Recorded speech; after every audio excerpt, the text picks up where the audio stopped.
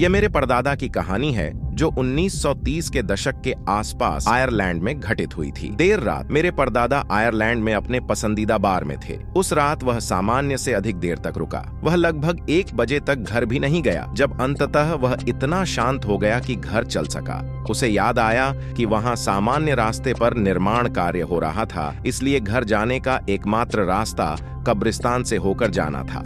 उन्होंने कहा कि वह इस बात से घबरा गए थे कि वहां कितना सन्नाटा था और उन्हें लगा कि कोई या कोई चीज उन्हें देख रही है। जैसे ही वह कब्रिस्तान से बाहर निकलने वाला था, उसने एक आदमी की आवाज सुनी जो कह रहा था, माफ करें, क्या आपके पास लाइट है सर? उन्होंने जवाब दिया, हाँ, मैं जलाता हूं, मुझे इसे जलाने दीजिए। जैसे ही लाइटर जला, वह जमीन पर गिर गया। वह उसे लेने गया, लेकिन उसने जो देखा उससे उसका पूरा शरीर कांप उठा। जैसे ही वह लाइटर पकड़ने के लिए नीचे झुका, उसे खुर दिखाई दी। जो खुर किसी घोड़े के नहीं बल्कि बकरी के थे। वे बहुत बड़े थे और केवल 2 ही थे, मनुष्य के पैरों की तरह।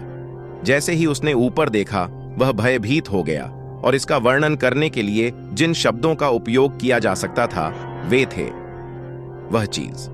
एक बार जब उसे एहसास हुआ कि वह क्या देख रहा है, तो वह इतनी तेजी से भागा कि उसे यह भी याद नहीं रहा कि उसके बाद क्या हुआ।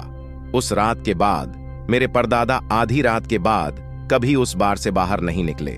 वह नहीं जानता कि उसने क्या देखा और उससे क्या बात की, लेकिन वह निश्चित रूप से जानता है कि यह किसी भी प्रकार का प्राकृतिक जानवर या इंसान नहीं था। उसने सोचा कि यह कोई राक्षस या शैतान ही हो सकता है। वह कभी नहीं जानता था और न ही उसने कभी ऐसा चाहा था।